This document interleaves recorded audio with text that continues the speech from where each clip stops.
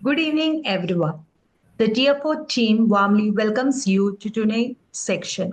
We are grateful to have you join us and we are excited to share our passion for cinema with you. TFO was founded in June 2020 by Dr. Geeta Vishwanath and Professor Nikhila during the lockdown, and it's grown into a vibrant community of film enthusiasts. Every Saturday at 9 p.m. on Zoom, we come together to discuss films around the world. Our format is simple. A member chooses a film, we watch it individually, and then share our insights. We have been honored to host notable filmmakers including Avanna Sen, Amol Palekar, Girish Kasaravalli, and Adur Gopalakrishnan. Our cinematic journey includes themed festivals on East European, Iranian, women's cinema, etc. We celebrate our anniversary in June with a smartphone short film contest for students and university lectures. Recently, we organized our first offline event, an international seminar on Indian cinema in the digital era, in collaboration with FCT Baroda. We are thrilled to continue exploring the world of cinema together. Tonight, we will discuss the film Kanasemba Kudureyaneri as the third and last film of our ongoing event of Kalyana Karnataka, a festival of films based on Amresh Nugdoni's short story. We welcome Amresh Nugdoni, the renowned Kannada writer, professor, and literary critic born in 1960 in Raichur district of Karnataka. He has shone for his thought provoking short stories that often explore the lives of rural communities and the struggles of the marginalized, influenced, and the social realities of his native region. Some of his notable works include his short story Savri, which was adapted into the award winning film Kanasemba Kudureyaneri by Girish Kasaravalli. His contributions extend beyond creative writing. He has, he has served as an associate professor at the Department of Kannada Literature Studies, Kannada University, Hampi. Also, he has guided several PhD students in their research. Some of his prestigious awards he has received includes Rajyotsava Award, Kum Veerabhadrappa Award for short stories, Chaturanga Literary Award. We welcome Girish Kasaravalli, the renowned director and pioneer of India's parallel cinema movement, to our discussion. Kasaravalli, born in 1950, is a graduate of the Film and Television Institute of India, Pune, where he honed his craft and developed a distinctive storytelling style. His illustrious career spanned over 4 decades with a portfolio that showcases his commitment to exploring complex social issues through cinema. His notable works include Khadasraddha, Tabarana Kade, Tai Sahiba, and Viva. His films have garnered international acclaim, screening at prominent film festivals in Berlin, Bern, Rotterdam, and more. His contributions to Indian cinema have been recognized with numerous awards, including Padma Shri, India's fourth highest civilian honor. On behalf of Talking Films Online, we heartily welcomes all of you and thank you for taking time of your busy schedules. Leading the discussion is Yagnari S. Yagnari.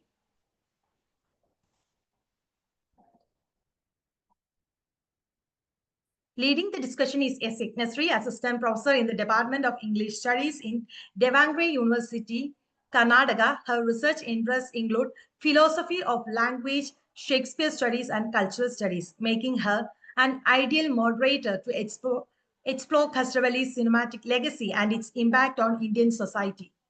We look forward to a thought provoking section tonight with so many notable figures with us. Let me hand over the section, starting with our lead discussant.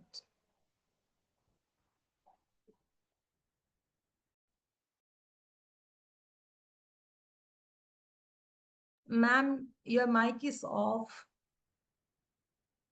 Okay. Am I audible now? Yes, ma'am. Yeah. Good evening, all.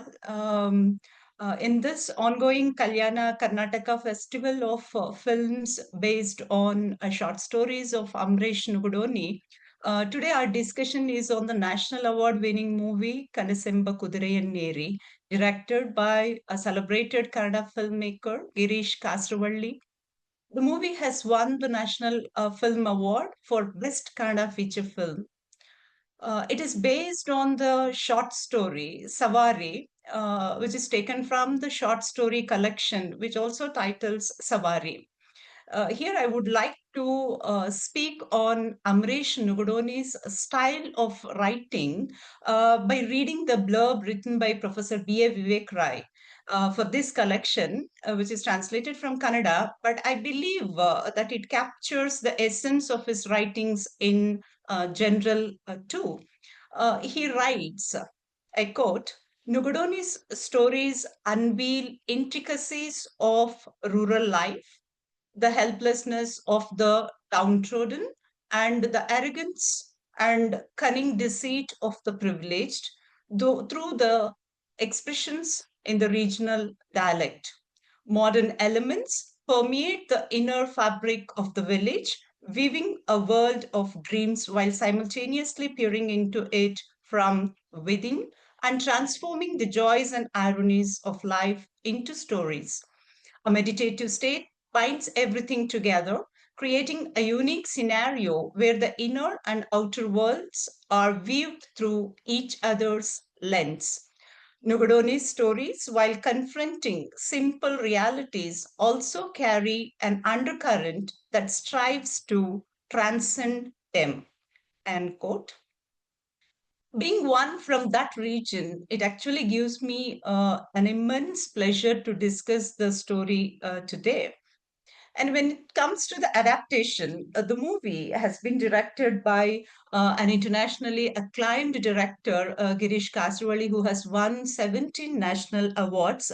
Actually, he is known for his socially conscious films that adapt literary works to the visual medium, but he doesn't bound to the original text. He creatively improvises and reinterprets the source material, infusing it with his own perspectives to reveal deeper human experiences. Even in the present movie, it seems he has taken a few strings from the story to play a music of his own. I find a lot of improvisations and very conscious efforts to make certain changes in the story. I think the story and film feed each other in that way. Uh, the film opens with a beautiful quote from French Swiss film director Jean Luc Godard, which reads, a story should have a beginning, a middle, and end, but not necessarily in that order, which clues the non linearity of the film. The narrative unfolds in a back and forth manner, offering glimpses into the lives of the characters and their dreams. The title, Kanasemba Kudureyaneri, Riding the Stallion of a Dream, hints the film's exploration of dreams and the beliefs surrounding them. But it also brings some questions to our mind. Whose dream is it? Who is riding it? Whether it's just a dream or an aspiration? If it's an aspiration, who has the control over it? The one who is aspiring or the external forces? So, the moment we think about the title, these questions pop up in our mind.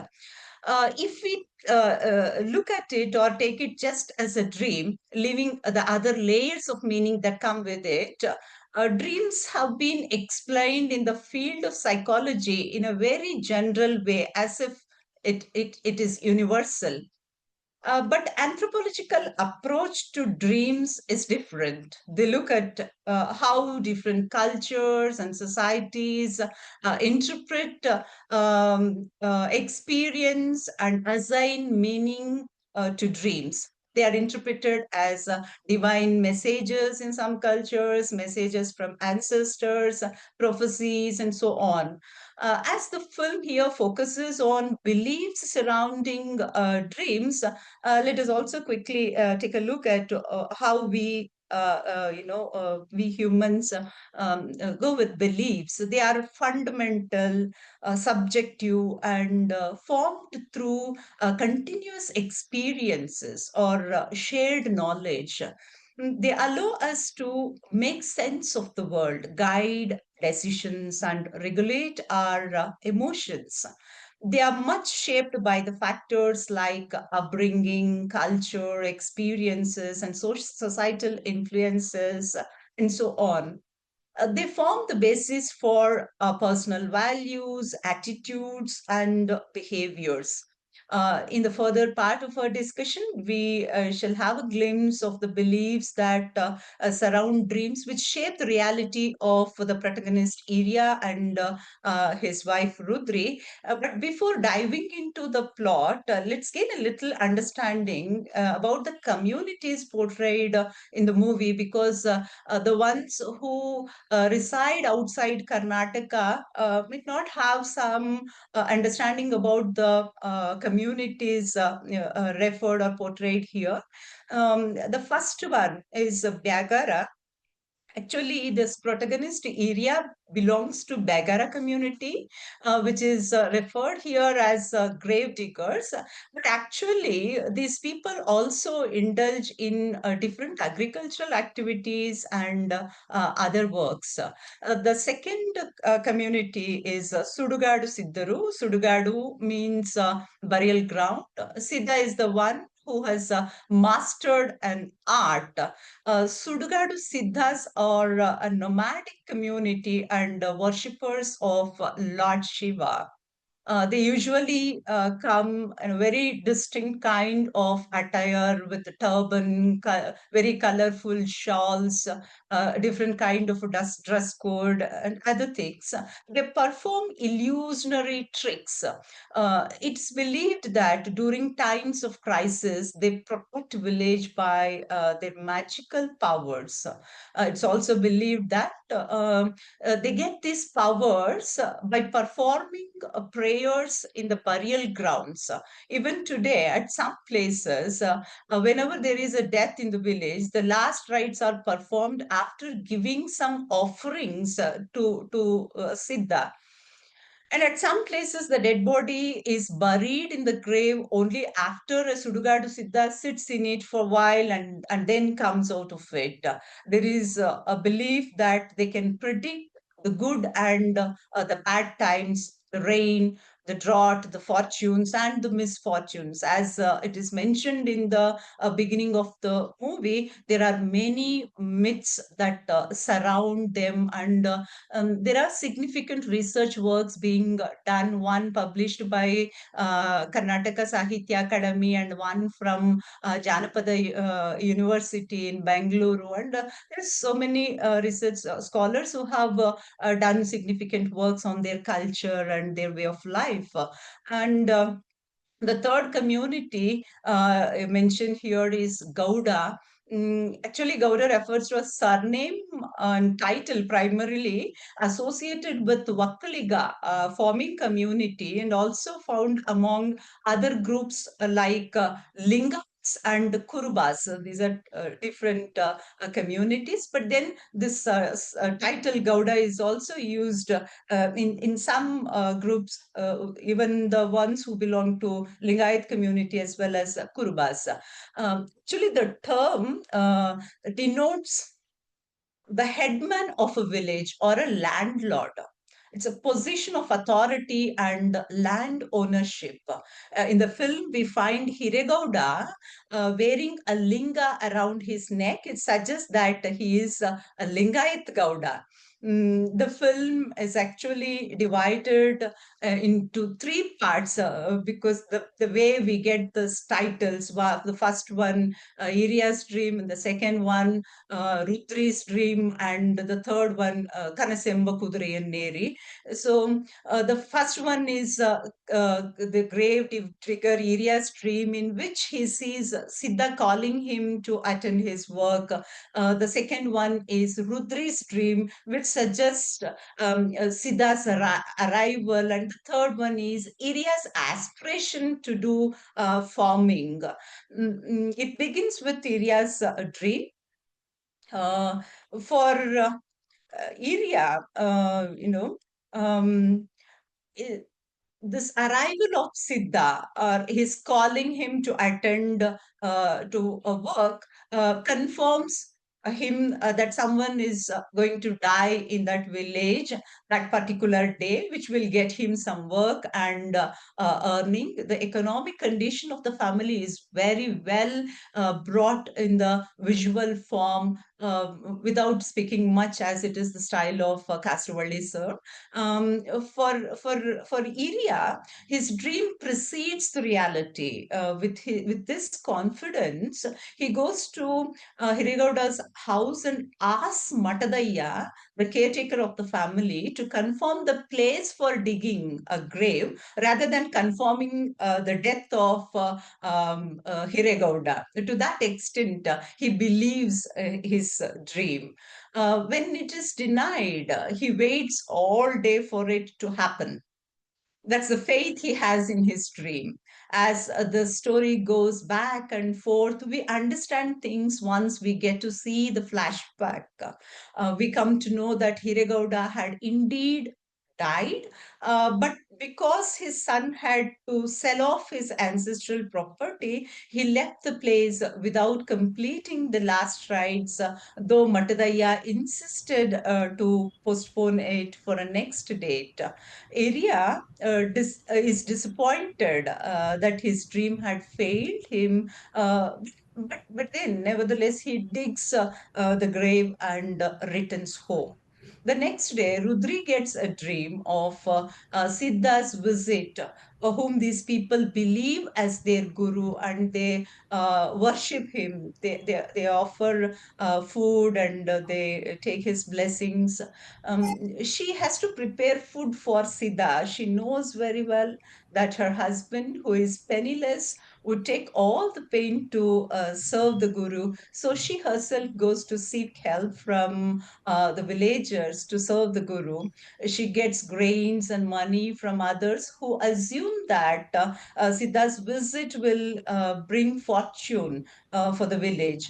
There is another belief. The belief is that if the death of a person coincides with the arrival of a Siddha, the soul is sure to go to heaven. Once Matadaya comes to know about Siddha's visit through Rudri, he creates a story that Hiregauda died after seeing Siddha, to cover the truth that they had kept a dead body in the house for a day. The second dream also fails when Siddha doesn't turn up, despite Iria's wife's dream, which further crumbles Iria's spirit. When Gauda's servants forcibly bring him to attend his work, he could sense the truth from the body's stench. He starts telling to everyone, fearing that his belief wouldn't be given due credit in the future. Iria tries to tell it to a lot of people, but then the servants of Gauda family beat him up. Seeing Iria's condition, Rudri gets furious and doesn't serve the Siddha who comes that night. When all their dreams and powers go futile, tired of what has happened to them, Iria pursues farming as a new aspiration. He begins working the dry land with newfound determination. Interestingly, Siddha, though a figure of belief for them, aids in this transition. This shift represents a symbolic break from the past, as Iria chooses to transform his life through hard work rather than relying on mystical forces. Um, it's a common belief that truth has an inherent power to emerge despite attempts to suppress it. But this contrasts sharply in this movie, because when Matadaya gives money to Iria and later to Rudri, it's a subtle, though it appears to be a kind of an expression of his kindness, as a person who knows what is going on actually. It's a subtle suppression and manipulation of things. When they fear that the secret may get revealed, they attempt to silence Iria's voice using their brutal power. The movie very subtly brings out how power operates within a social structure. The story makes a sharp comment on how dominant people construct narratives and shape reality to serve their own interests.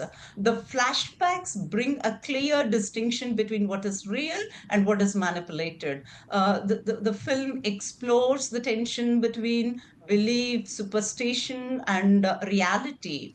It also examines how beliefs, even if dismissed as superstitions, hold intrinsic value as a way of life for individuals like Iria and Rudri. Though the movie ends up with a positive note, it leaves us to ponder whether progress requires dismantling such beliefs. The movie also touches upon the issue of youth moving away from traditional family structures, and in some cases abandoning their parents, and the shifts in the values, prioritizing individualism and personal aspirations over familial responsibilities. As Girish Kasaravalli is known for his nuanced filmmaking style that critiques social inequalities and marginalization, this film also presents how marginalized people's voice is suppressed and their beliefs getting crumbled under the weight of the powerful people.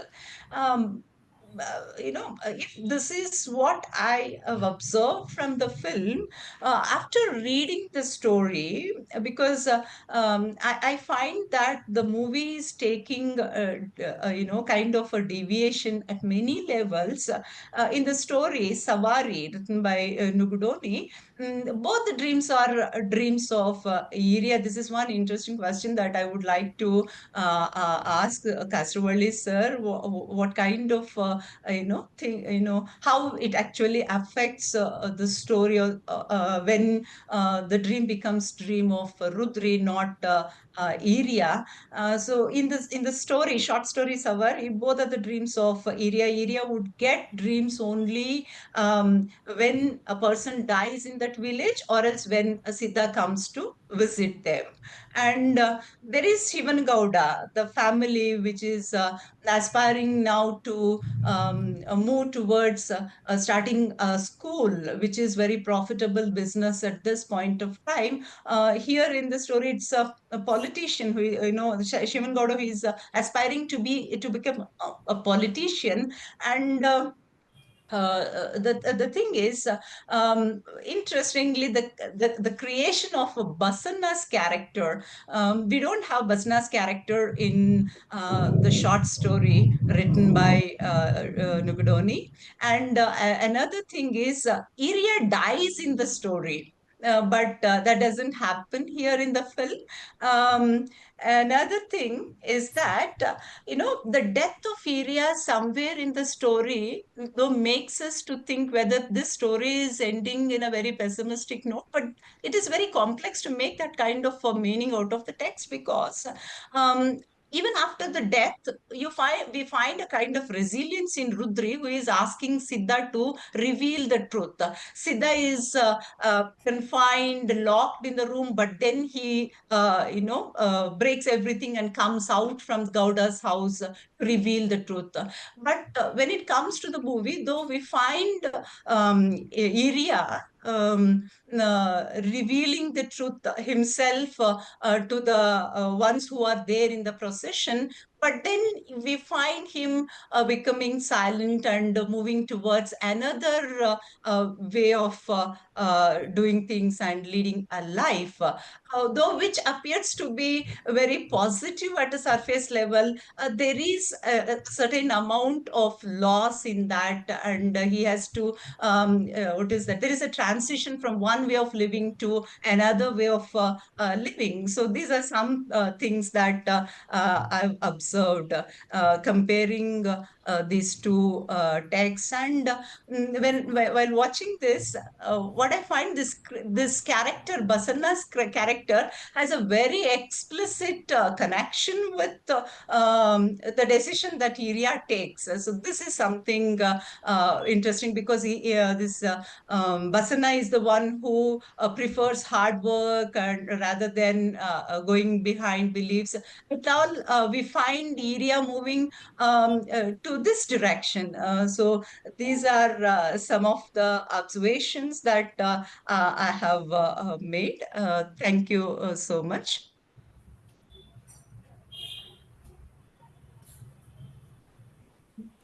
Now, I would like to invite director Girish Kasaravalli to share his insights and thoughts on the film and its relevance to the film we have discussed so far.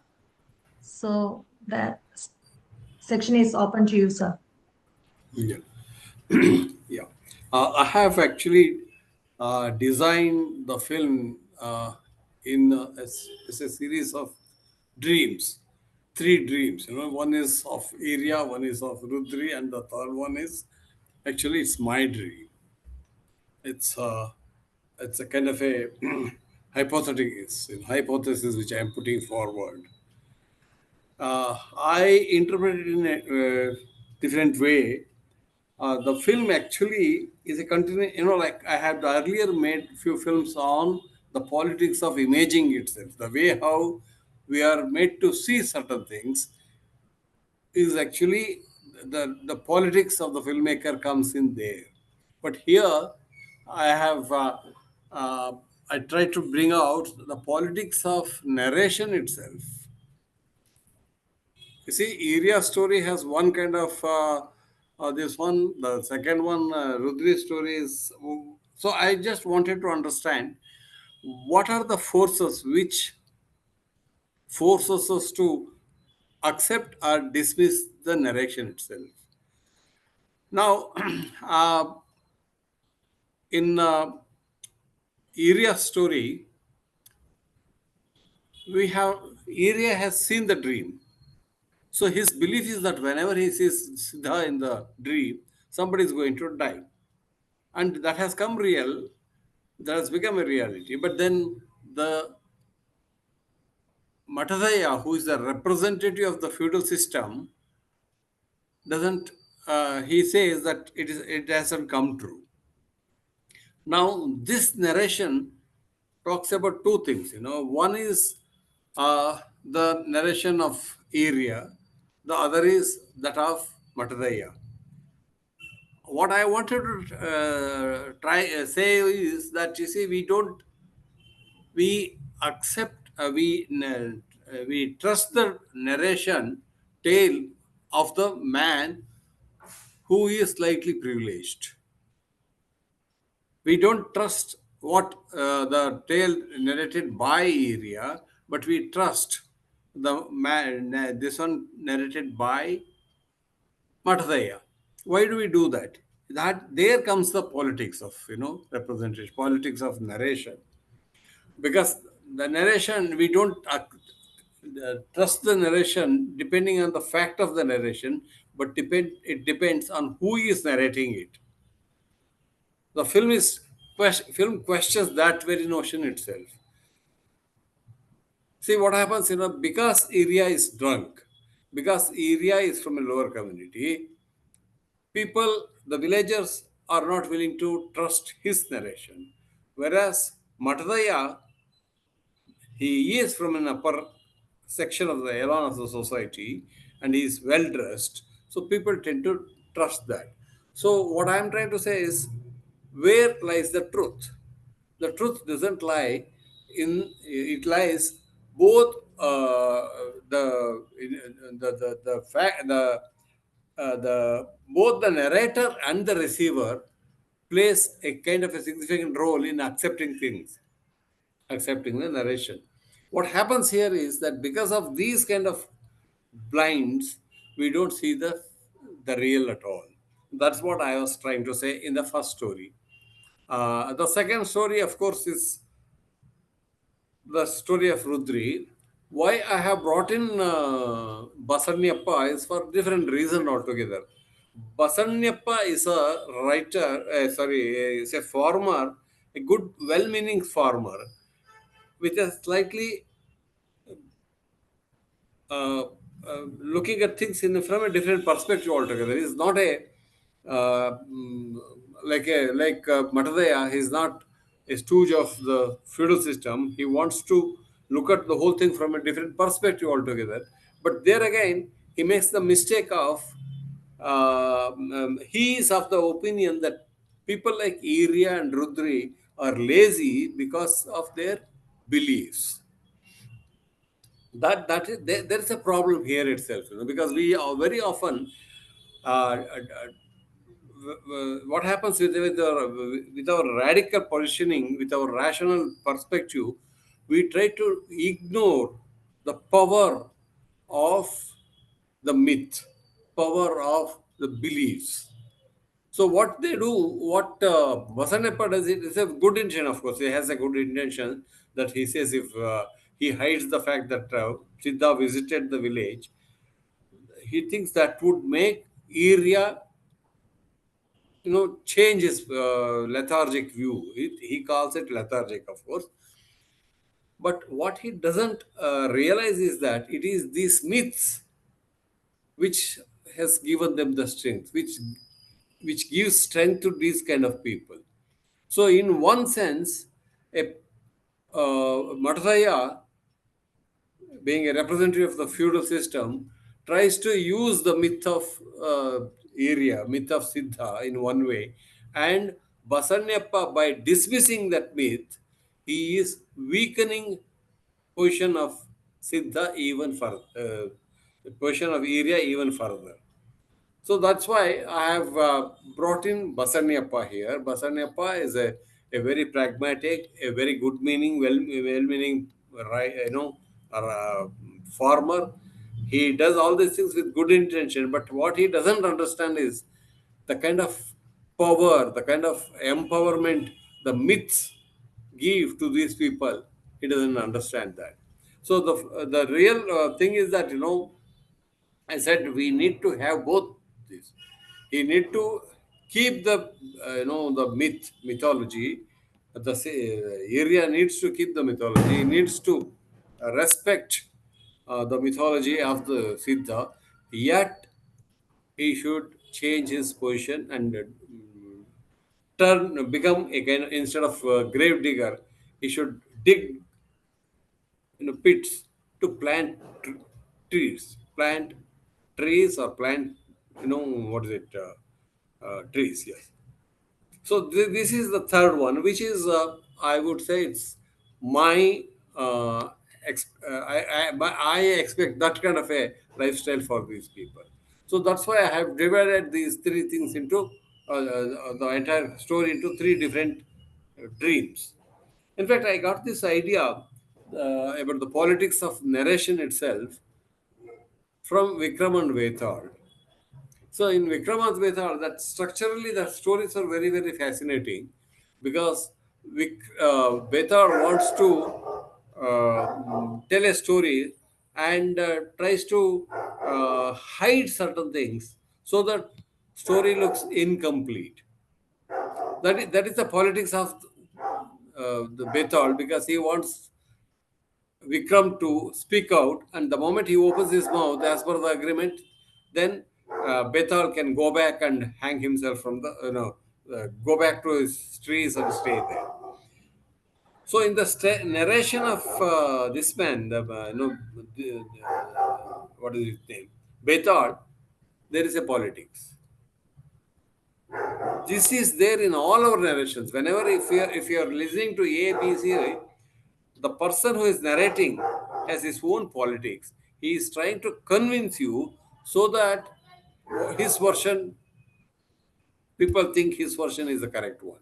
So what does he do is he manipulate it such a way, manipulate the narration in such a way that the listener gets convinced. So here, the truth is not the important thing. The belief, the attempt to make your narration convincing is the end result. So I wanted to bring this out in the film. That's why I have divided the film into three different dreams, and each dream has a different politics altogether. Like in the first, this one, it is the you know faith, the belief of area which is smashed by the self-centered people from the this one. Whereas in the second one, it is Basanepa who spoils their dream, and which is the according to me, the what is the right way to approach area and its myth is the third one. So that's how I have divided it that way. Thank you, sir. Thank you so much.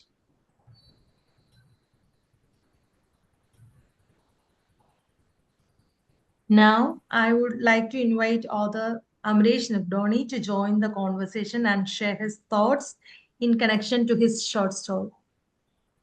Sir.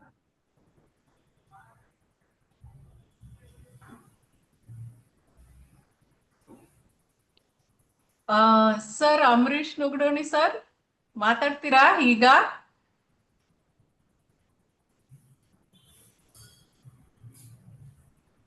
Amaresh ಅವರೇ ಇದ್ದೀರಾ?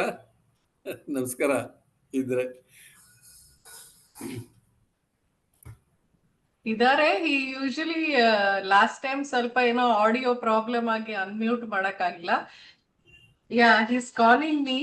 So you can continue the discussion. I will just take this call and come back. Krishna Priya, you can ask others to respond. Yes, ma'am. So the section is open to queries and discussion. So other participants.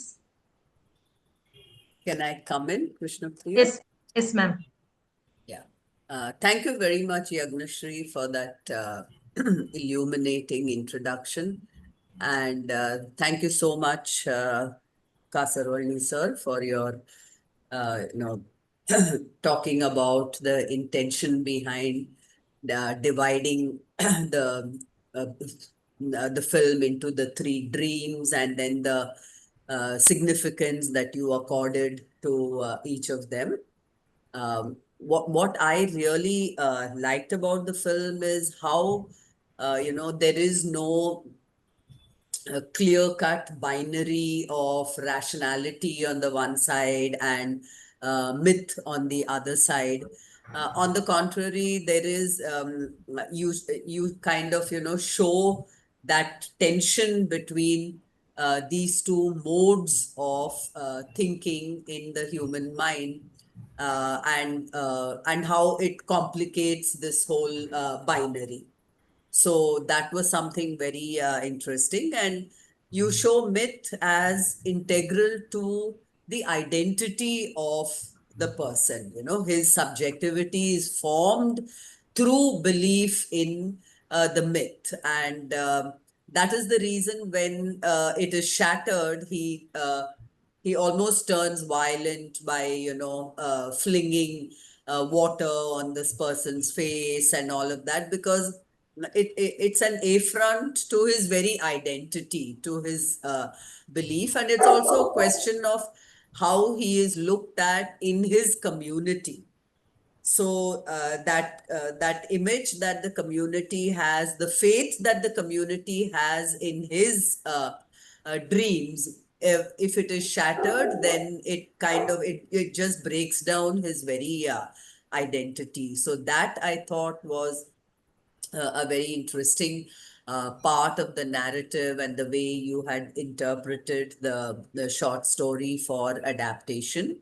And also the end, which you said is your dream, which you moved away from the source text to add your own dimension to it. I thought that was very interesting. It kind of moved from death force to life force. And the action is the same. The film begins also with digging, ends also with digging. But the first shot is digging for, the purpose of interring the dead. But in the end, they are digging in order to for a life-giving, life-affirming activity such as farming. So I thought that was also absolutely fascinating. Thank you so much for this wonderful film. Thank you very much. Thank you. Thank you. Nikhila ma'am? Thanks, Yagnashri, for introducing the film wonderfully well. And Sir Girish sir, thank you very much for joining the discussion today. It's a film I've watched a couple of times earlier, and I watched it again with great pleasure and new eyes. Because that's what most of Kasaravalli's films do to us. They invite us to watch each time as if it's a new watch. One or two of the things that I noticed, and also that, sir, you mentioned in the beginning, the narration. The thing is, when you have, like, I understand the politics that clearly you are setting up through the narration. That is why Iria's word or Iria's version of truth does not get legitimized vis-a-vis Matadaya's version. In fact, the narration, I mean, through your process of narration, you unravel it for us.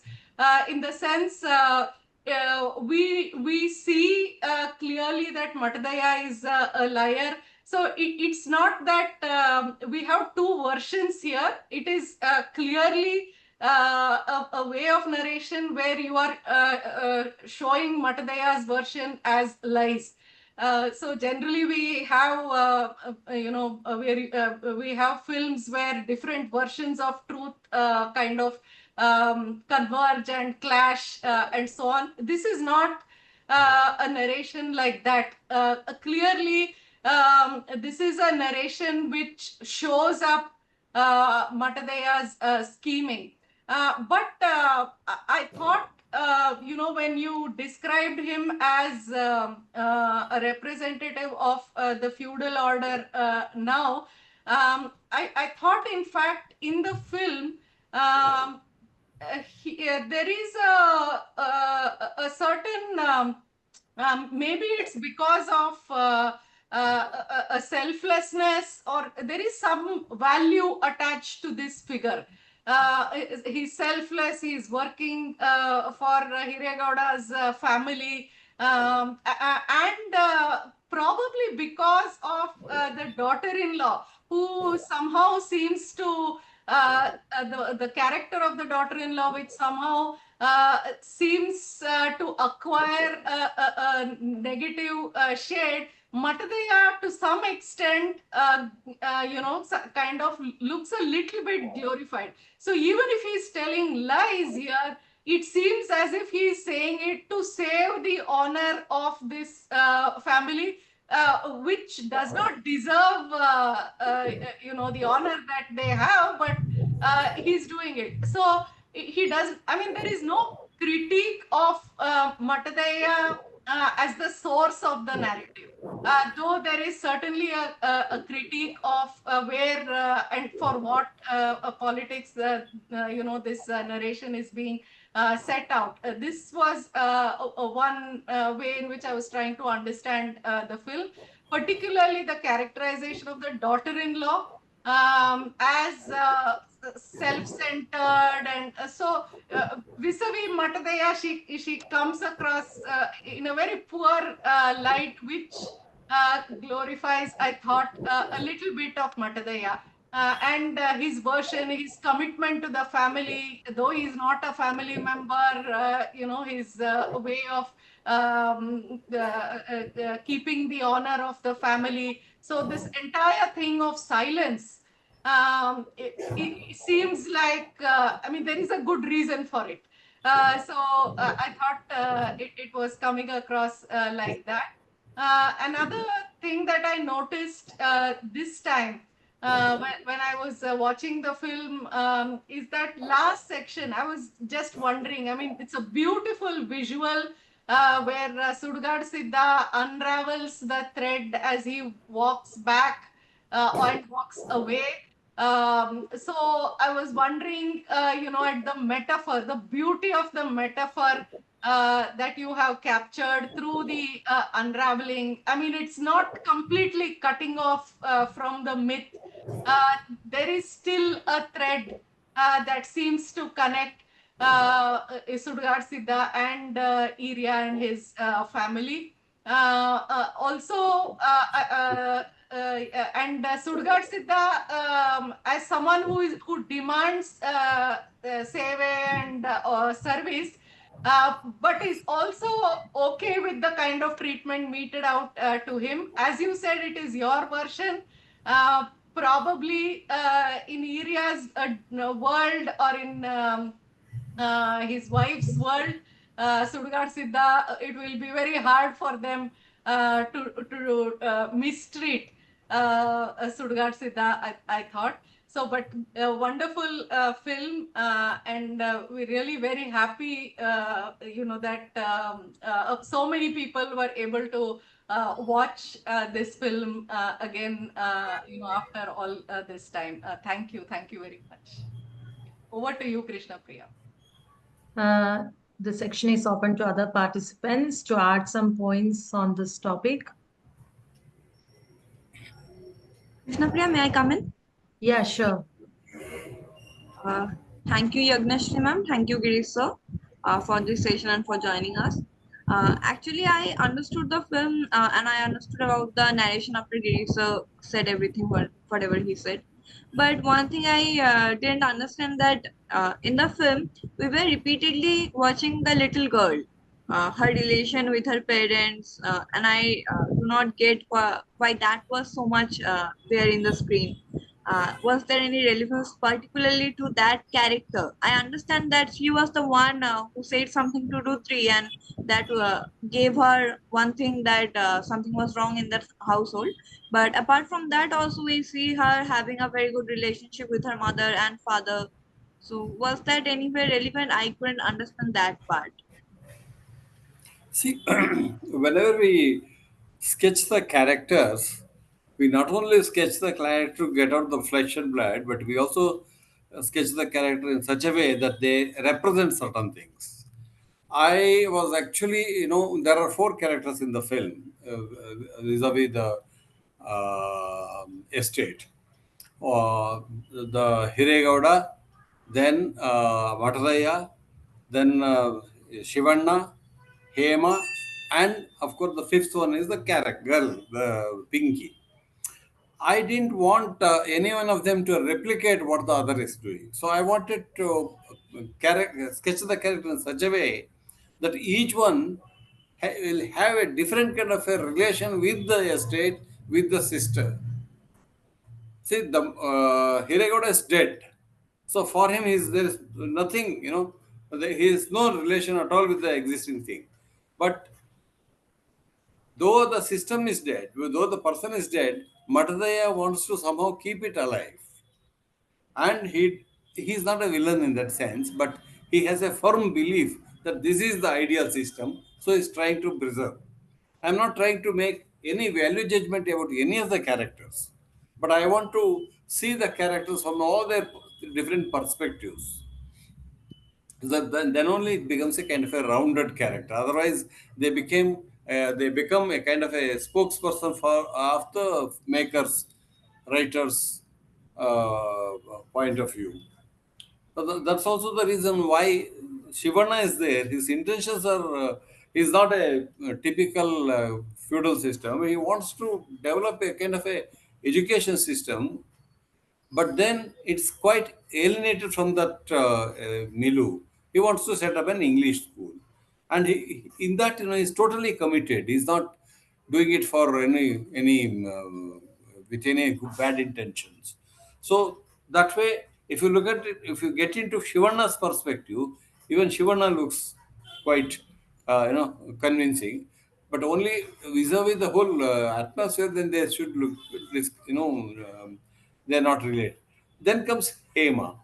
Hema, I don't think it's a negative character, but she is unwilling to be part of this one. We need to understand Hema's position from that point of view. He doesn't want to come here and settle down. She has no, because there are shots where you are looking at it from a top angle, so that she's totally, circled by the pillars, by the grills. So she's caught.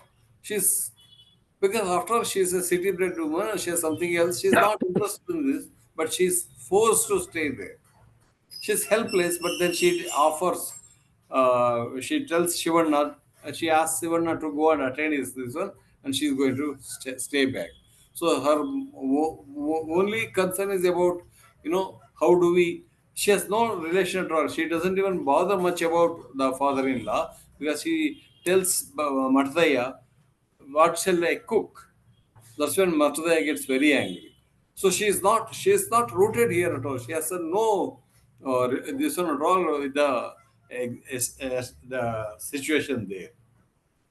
For Pinky, it is totally different. She is so much enamored by the house, and she is there is some curiosity. That's it. Beyond that, she hasn't been able to relate to any of the situations. So I can't blame Hema or Pinky or for Shivanna for that reason. That's the whole social system is like that. So what the attempt of the filmmaker is to create, what is it, characters which are fully rounded, so that you get a different perspective about it. What my intention was to say that, even not only area is trapped, even Hema is trapped, even Shivanna is trapped. Even Matadaya is trapped. It's very easy to say Matadaya is a cheat. Matadaya is kind of, very. No, I'm trying to say that Matadaya believes in the system, and he thinks the feudalism is the ultimate thing, and he wants to safeguard the interest of that. So that way, by doing that, you're trying to give full flesh and blooded characters. They're not any filmmakers or writers or somebody's perspective. I think a film should do that, and that's what I have learned from all the masters. All the characters are, they look at it from all different angles and bring out the character. Thank you so much, sir, for answering my question. And another thing I noticed, Krishna Priya, may I proceed? Yeah, sure. So another thing was that I know that is not very relevant to the actual storyline, but when Shivanya comes back from his work and there he is going to sit in the chair, we can see that in the room there is one picture frame of Shiva with Ganesha. So I felt that it was kind of reflecting how Shivanya was feeling at that moment, because his father has passed away, but he couldn't stay back. So I don't know if that was what you intended to make us feel, but I felt that. That's it, sir. That's just a detail. If the detail brings a new dimension to it, it's fine. If it doesn't, also, I'm not, I don't think I have lost out on that. Thank you, sir. If anyone else need to add on this film.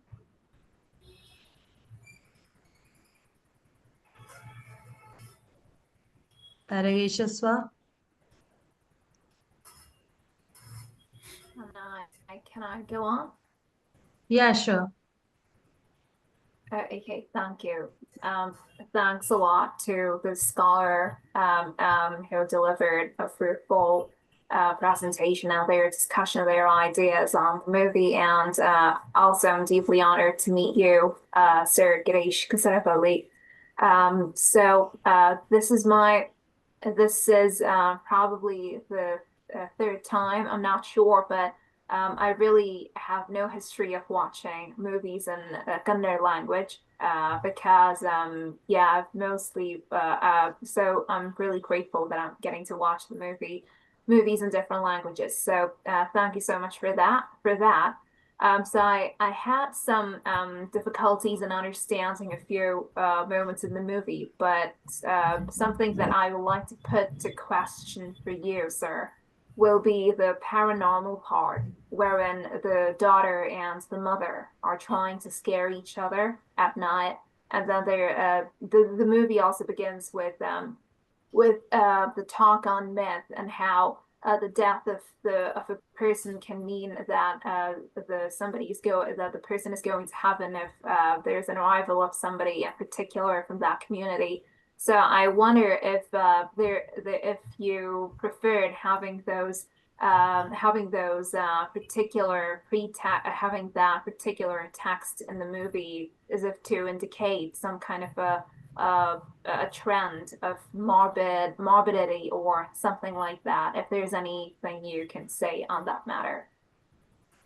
See, one thing we should realize is that all the images in films are synthesized. Sorry, I'm making a mistake.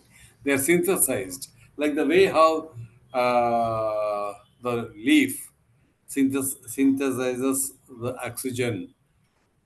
Taking one thing from one element, taking another thing, air from water, and it creates food. That's how the images are created. So we create images so that it imparts a different kind of a experience to the viewer, not meaning, experience. Meaning comes later in the film. In the film, actually, the experience comes first and the meaning comes later. We need to understand this difference because it is being a kind of a performing art. It's also so it's the while watching the film, first we experience and then we derive meaning. The attempt of the filmmaker is to create that experience. So what does he do is he picks up all the things which make the particular scene experiential and memorable. Eisenstein calls it as plasticity of the images. The filmmaker is constantly looking for images which are very plastic, which are very expressive, which expresses something what is apparent in the surface level. So it goes up. In the sense, that's how we transcend the the realistic nature of the visuals. So regarding this scene where mother and daughter play with the light, I wanted to create that. So you can't really say why that scene is there, but you also know at the same time how they are playing with light and shadow, and in the sense one becomes a ghost, the other becomes a kind of a receiver. It could be you can interpret it in a very you can extend it and interpret it in other context. But I don't want you to read it as symbolism. For me, it all the images are real, but through real, we are trying to reach something which is above the physical reality of the images. So that's why I tried that lights, battery, shot with the battery. You can't really explain what is the reason, but you know what is the impact it creates. Thank you. Thank you so much, sir, for all the time you spent clarifying this. Thanks. Thank you. If anyone else has anything to say. Also, if you have any question to Amnish sir, Please go ahead, and he's listening the conversation through phone.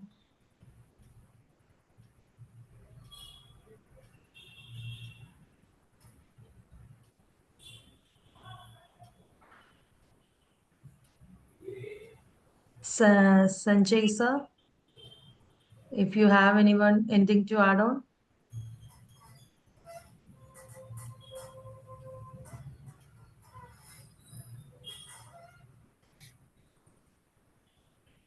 One minute. One moment. I think Amresh sir is speaking. Heli sir, matadi sir.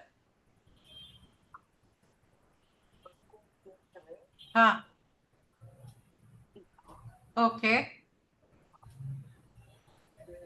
Yeah, sure. Please go ahead. Can you all hear him? Is it audible? ಕೇಳಿಸ್ತಾ ಇಲ್ಲ, sir. We're not getting the audio.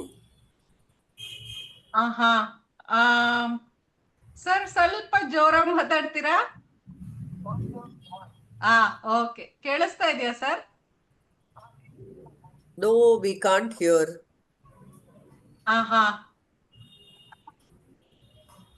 ನನಗ್ ಕೇಳಿಸ್ತಿದೆ, but ಇಲ್ಲಿ ಕೇಳಿಸ್ತಿಲ್ಲ ಅಂತಿದ್ದಾರೆ.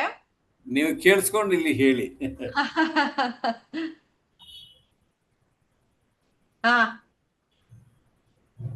Okay.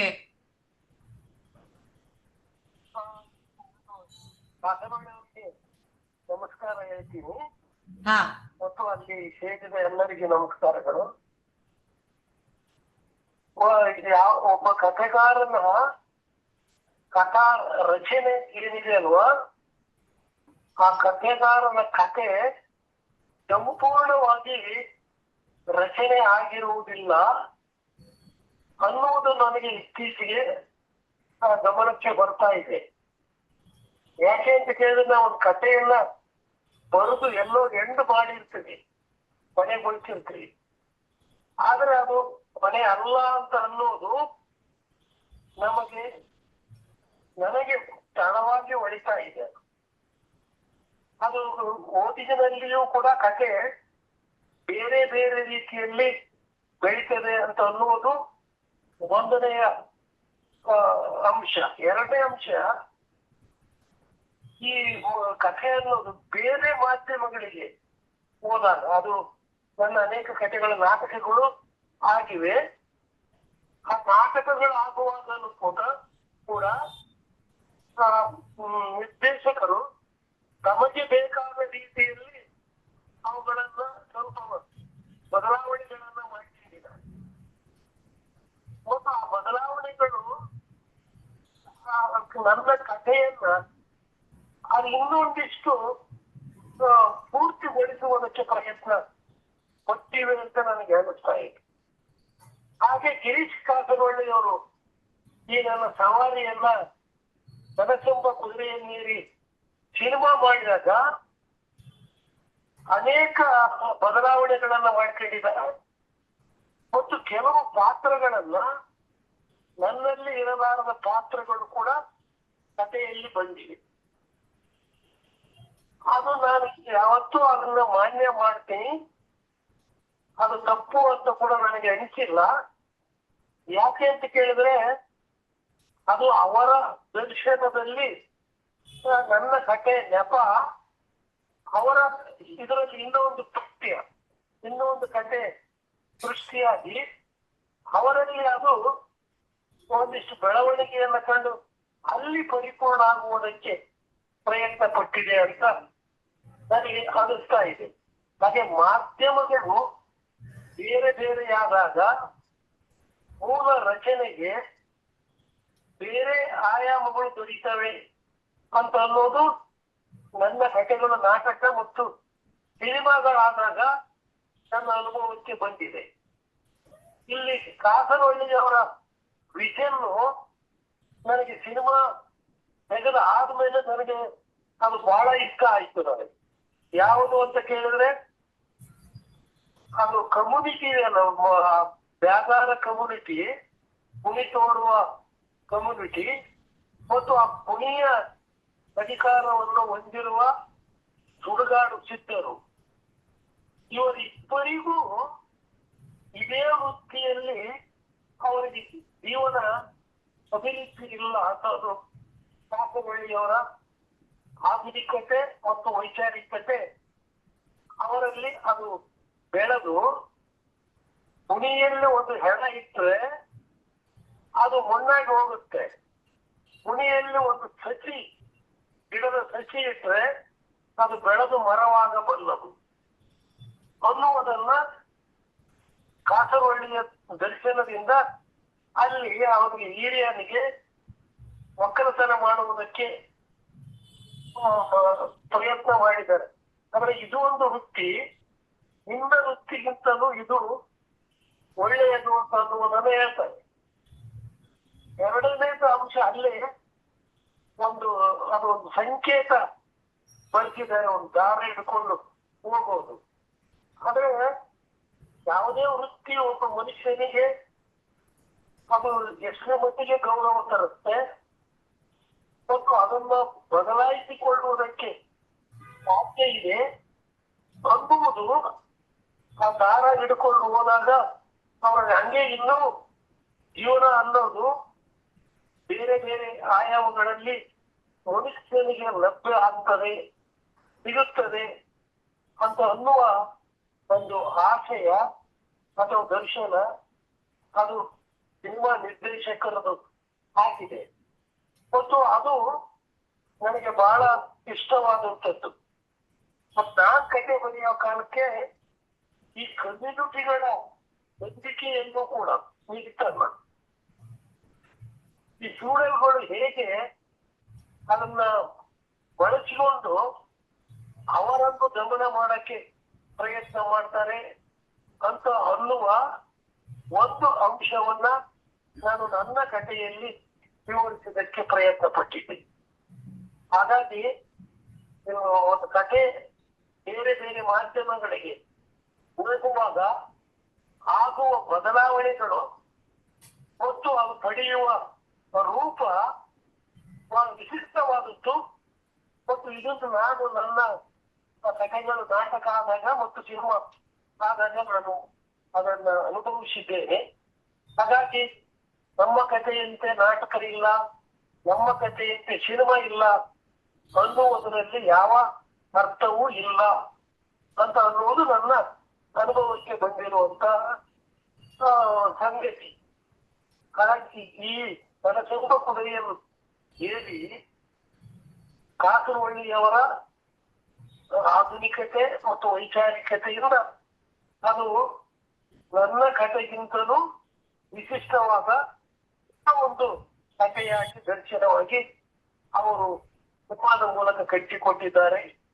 ಅದಕ್ಕಾಗಿ ನಾನು ಅವರಿಗೆ ಋಣಿಯಾಗಿದ್ದೇನೆ. Thank you ma'am. Thank you sir. Tarakeshwar ಇವಾಗ ಟ್ರಾನ್ಸ್ಲೇಟ್ ಮಾಡ್ತಾರೆ. Tarakeshwar, over to you. Okay, thank you. Thank you, Girish sir, and thank you, Amresh. Amresh was making mainly 2 points. One was that he claims that though he has completed the stories, they're incomplete. There are further possibilities which are inherent in the stories, which are already complete. And these inherent threads that are still there in the story are elaborated later on by the readers, by the others. And that is one thing. And when Girish Kasaravalli is reading it, he is elaborating one of the threads and taking it to a different conclusion. So in that sense, comparing the two stories is not advisable. How it gets transformed and what is the relationship between the two is something that we need to look at. He also says that when it gets adapted into a different media, then also it becomes inevitable.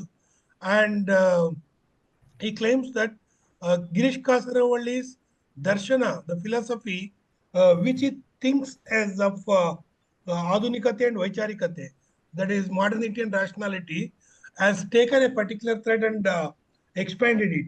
He gives two things there. One is the hole digged by the area, that is to bury somebody.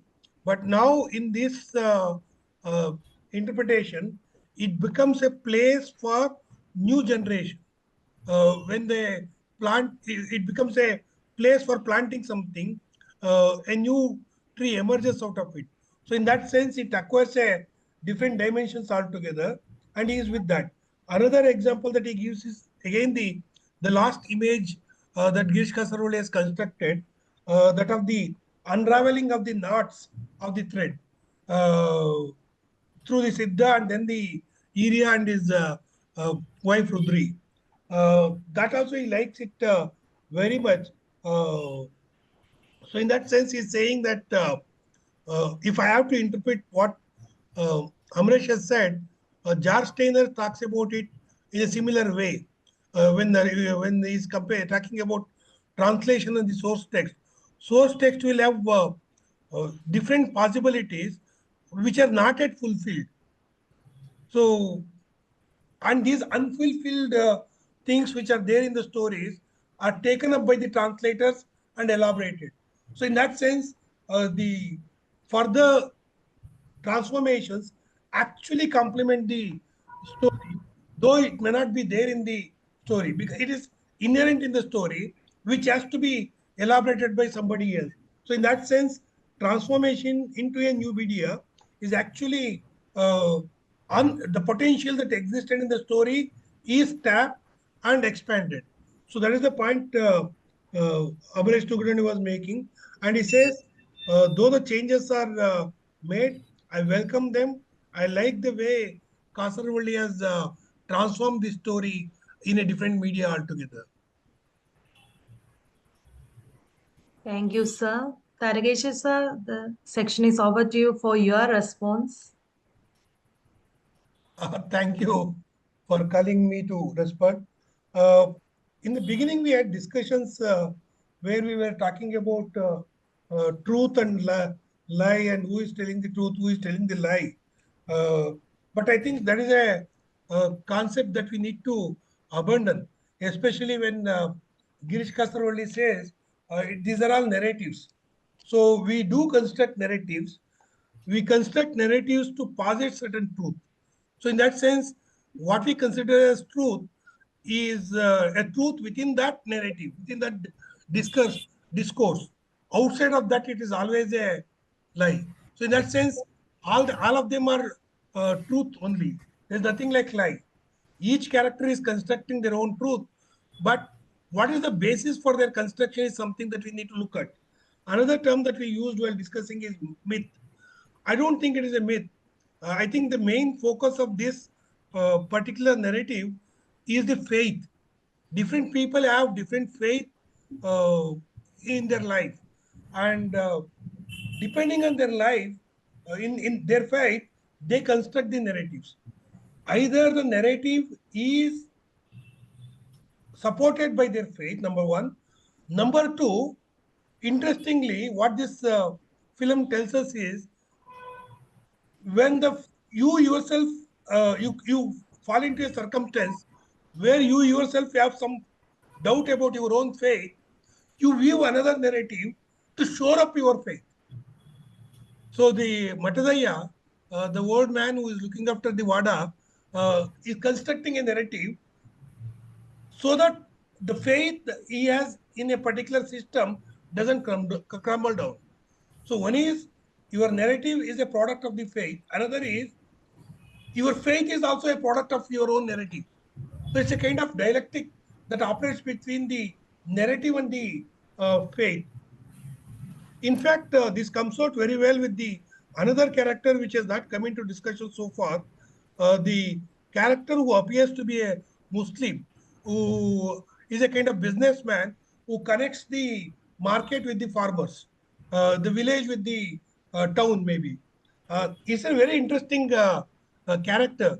In fact, what Kasarul was saying, though he was saying he doesn't believe that the character should be a mouthpiece, somewhere for the faith, the discussion of faith, this character comes out as a kind of mouthpiece to me. He says that it is their belief. Why are you trying to puncture it? When Baswaya tries to say something, he punctures it. And when Baswaya has punctured it and it has had a devastating effect on area, he brings Basaya along with him to their art and makes him to reconstruct that again by telling another lie, telling another story about uh, the Siddha coming and then the Sudugat Siddha coming and then he sending him somewhere else. So in that sense, then also he says that each of us live by our own faith. Why should we trouble it? When it is not troubling us, let them live according to their faith. So, in that sense, that character and the words, the advice of the that Muslim character to the Vasaya is very interesting in that sense. So, I thought the construction of the narratives based on the faith, number one, and then to shore up the crumbling faith in your own circumstances is again done by the another kind of narrative. I thought that was a very good dialectic between the narrative and the faith. That is the highlight of this film, I thought. Thank you very much for making me see this film again for this discussion. And thanks to Amresh and also Girish Kasaravalli and Yagnari for our initial remarks on the film. Thank you, sir. Basav, sir, you can add on some questions or anything to. Yeah, thank you. Hello, Girish sir. So, Hello, hello, Vasan. but Yeah. yeah, so I had a couple of questions. One though is I wanted to know because when we read a novel as a filmmaker or the sometimes the image is the sort of an initiation or a trigger to sort of think of it as an adapting it to screen or it sometimes for some people it might also be the story. So I wanted to understand it in case when you read this story and you what was that aspect was it because there are so many threads also in this story like Tarkeshwar was elaborating, so there is so was it those aspects, the questions and the unresolved questions which are there about faith and belief and everything, so or it was the characters or was it some kind of imagery that sort of became the impetus for you to decide to adapt this? And also if you can talk a little bit about this cinematic adaptation process from say a text like this which also has some aspect of supernatural and you're transmitting it to or translating it to a medium which is materialistic in its inherent disposition. So so these are the two questions. Yeah, thank you again and good to see you. Yeah. Yeah. In fact, I have dealt with this even in my earlier film, Dvipa, faith and blind faith.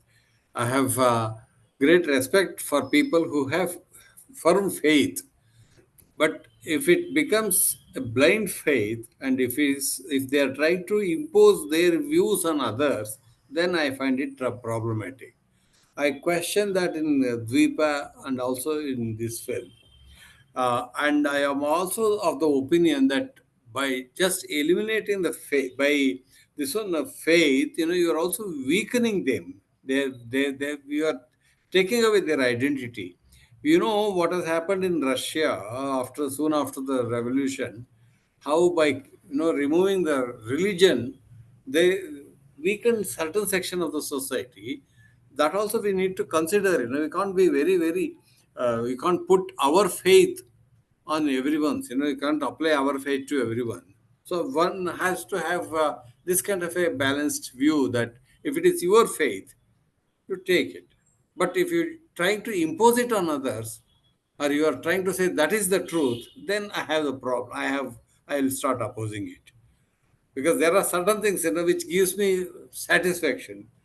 I believe certain values are the real values, and if I follow that, it gives me faith, satisfaction. But I can't say that the same kind of satisfaction it can give to you as well.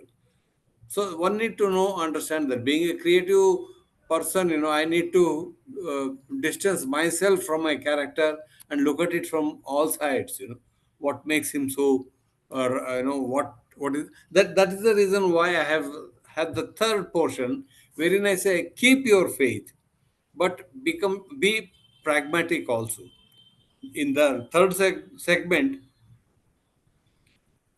area becomes he wants to become a farmer, and he wants to plant jasmine, plants. But at the same time, he doesn't negate the existence of Siddha. He says, "You wait here, let me complete my job, and then I'll attend to you." Whereas in the first dream, he says he leaves out all the job and attends to him. But in the last vision, the third dream, he says, "No, I have my job. You wait here. I need your support so that I can, do something else." And that's why he comes, who Siddha uses the thread and makes them plant in a very systematic way. Without Before that, they were haphazardly planting plants. He says that's not the way to plant trees, plant this one. So he tells them how to go about it. So that is the knowledge. Here is the effort. We need to blend both. You cannot just dismiss one and keep another one. And in that sense, the thread which keeps on expanding is actually kind of an umbilical cord kind of thing, where you have the connection with the faith, yet you are keeping your own identity. That's what I wanted to say. Second thing, adaptation. No, when I read the story, it's not very. It's very difficult to say what haunts you. Sometimes it is the theme that haunts you. Sometimes the issue that is haunts me. Sometimes the characters haunts me. Sometimes certain details that and haunt me. So, and then we start working on that and build another narrative. And I have never liked film or theater production which are very faithful to the original, because if they become very faithful, they're only changing the medium, but they are not changing the our perception of the matter. That's why I always say we should read the story and then look for other dimensions, other elements, other threads, which makes the story, which brings new interpretation to the story. So that's how I pick up stories for my, film. If it doesn't impress me uh, in terms of the thematic concerns, in terms of possibility of converting it into a cinema, and in terms of values, then I won't touch that. Even though everyone, even if everyone praises it. So, but in Kanasemba Kudureyaneri, what was it in In particularly? Kanasemba there are many things. One is that very notion of faith and the blind belief, the belief and the blind belief. And then, this whole notion of the, I told you earlier how our narration is, it also has a politics behind it.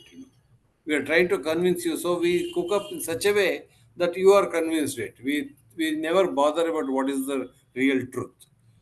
So that I thought is a very, very significant aspect of this story, possibility in this story. So I developed in those lines, because that's the reason why each segment, I tell the story one point, up to a point, and then retell the whole thing from different perspective.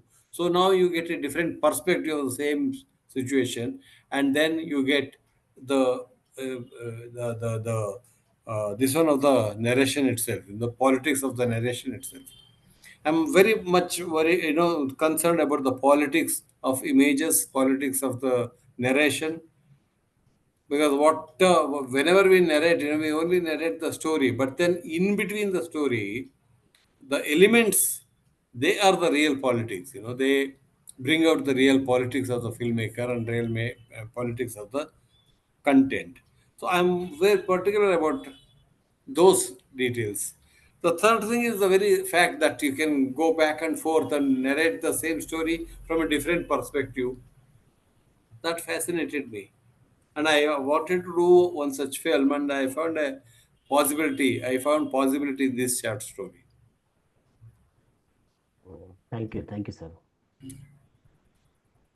Thank you, sir.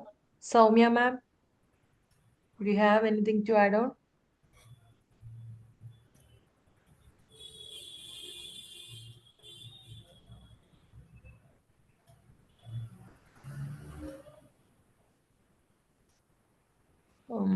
Mahadev sir, if you have anything to add on.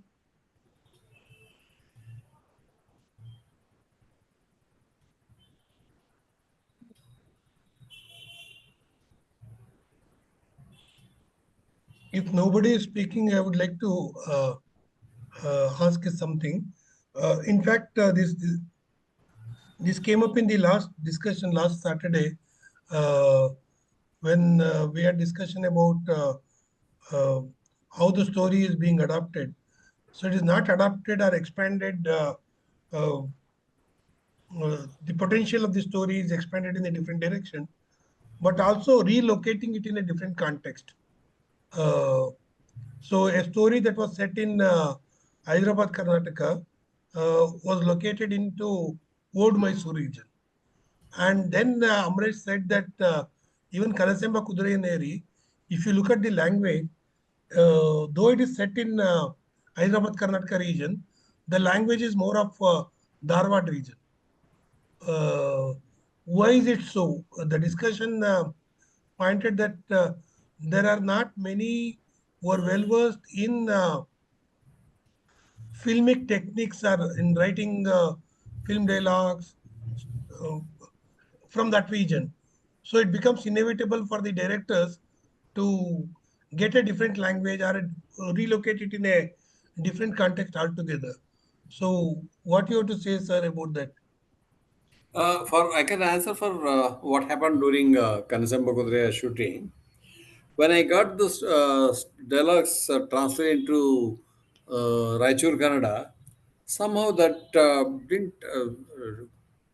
It wasn't remarkably different from the mainstream, the Bangalore Kannada. So I was thinking of making some, because you see, it should not only be very region rooted, but it also appears to be, suggests something more than that. Just trying to capture the surface realism shouldn't be the purpose of the film. No? So that's why I changed that to uh, this language, which has, which gives the feeling that, which makes brings a new hue to the characters, a new hue to the this one. I have done that even in Nainerlu. I have located the entire thing in a Havyaka Kannada, because I felt that Kannada will bring out the essence of the story better. Similarly, I thought this, it was also shot near Hubli and Bijapur. I thought the hue, the sounds, the hue in the sound, will have better impact. That's why I used that language here, the dialect here. Thank you, sir. It's actually, there is no, it's not tested. It's not a scientific. You can't give answers scientifically, a scientific answer to these things. It's an intuitive feeling that this will make it sound better. It's like, choosing why red for this character, why blue for this character, or why this particular camera movement, or why this particular lens. It's an intuitive feeling. You get the feeling that it will make the character look real, relatable, or it makes a rounded. Is there any proven this one for that? No, but it's the feel of the filmmaker. Filmmaker thinks this will make the character rounded. It makes the situation much convincing. It makes the vision clearer, or which brings out new meaning. So it's all the filmmakers or the creators' intuitive feeling. But also materially, sir. For example, that Vada that you have in this, Hmm. in your version of the story in the Hmm. film, is very much like a sort of a Bagalkot Bijapur kind of uh, Vada, I think, from No, what we have I. found one such Vada even in Raichur. Okay, was it But then similar? I That's thought, what. Yeah. pardon? Was it similar aesthetically because the feudal structures are slightly different in, say, Raichur or these other regions? So I'm just curious, materially, is there any difference Hmm. in terms of the house and how you have set the Hmm. Vada especially? Yeah. No, it's actually, one is looking at visual counterpart for his, narration. So when I went for Recce, I go looking for, locations, houses which suits this purpose. Say, for example, I went all the way to Bijapur to erect that set. I wanted a location where you don't have verticals, you only have horizontal. I couldn't find it anywhere. And finally, I found it in Itangi near Vijapur. So we set it up there. So why horizontal, why vertical? It's very difficult to say because somewhere, I thought it would make this comparison, the this one different. Like you see, in Wada, you have all verticals and strong visuals, like which brings aristocracy. It expresses aristocracy and feudal structure. Yeah. Whereas Iria's hut has no vertical at all. It all horizontal planes. So I thought his helplessness comes out very effectively here. Why should why can't you bring helplessness in this one? It's one can do it, but it's also the concern of the filmmaker. Filmmaker sees it this way. Some filmmaker sees it the other possibility. Yeah. Thank you, sir. Yeah. Thank you, sir.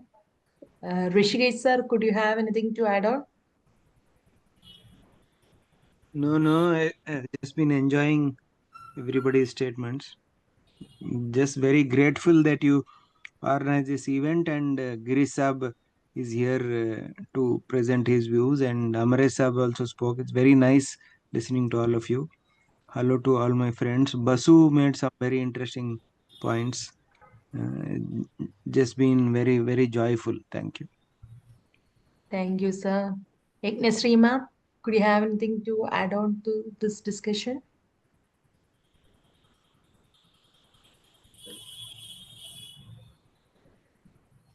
No, really, I'm very happy that I could hear all the perspectives from all the participants. Thank you so much, Girish Kasaravalli sir and Amresh Nabroni sir, for giving us all these dimensions that which we couldn't get some of them while watching this movie. Thank you so much. Thank you all. Sir, So, Amrish sir, sorry, just yeah, sorry. yeah, please go ahead. Please No, go ahead. I just wanted to ask one question with respect to the copy of the film itself, Girish sir. Do you want to tell us why, we, we don't have a possession of the actual negative from the time you shot now, and the digitized versions, there are many, and there is some are good, some are not good, and so whenever we organize your screening that we run into this issue. So what is this ownership issue, or the where is it, if at all it's there, the original negative? I have shot all my films in celluloid, except the barring the last one, based on Jayant Kaikini's short story, Illirulare Elige Hogalare. All my films are shot in analog system using film stock. And to convert film stock into a digital one is quite an expensive thing. So what you are watching is not the officially approved digital copy of the film. Some people, they have projected the film and copied it, and that is being used as the text. That's not the way to show the film at all. But then, no, I have no other alternate but to keep on, circulating the same print.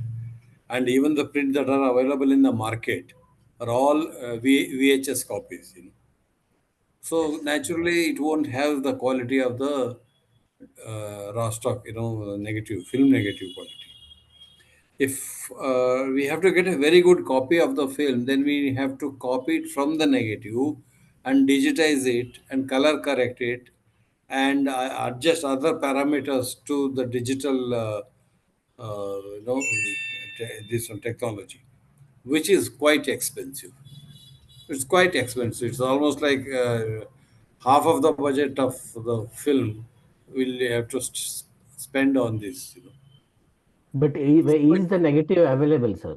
Because I thought there is that only is missing No, right what now. has happened? What happens is, I will tell you one thing. Once the film is done, it is no longer in Indian context and in Hollywood. It is no longer the property of the filmmaker.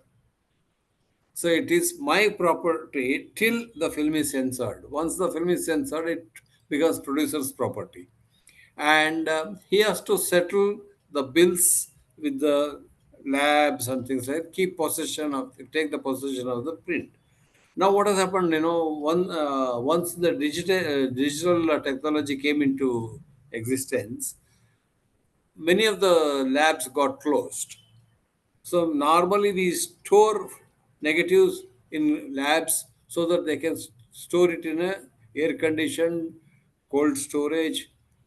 No, they all have closed down. They said, "You please take your negatives back." I wrote to all my producers said that please take your negatives back. But they say, even if you bring it home, where will you keep it?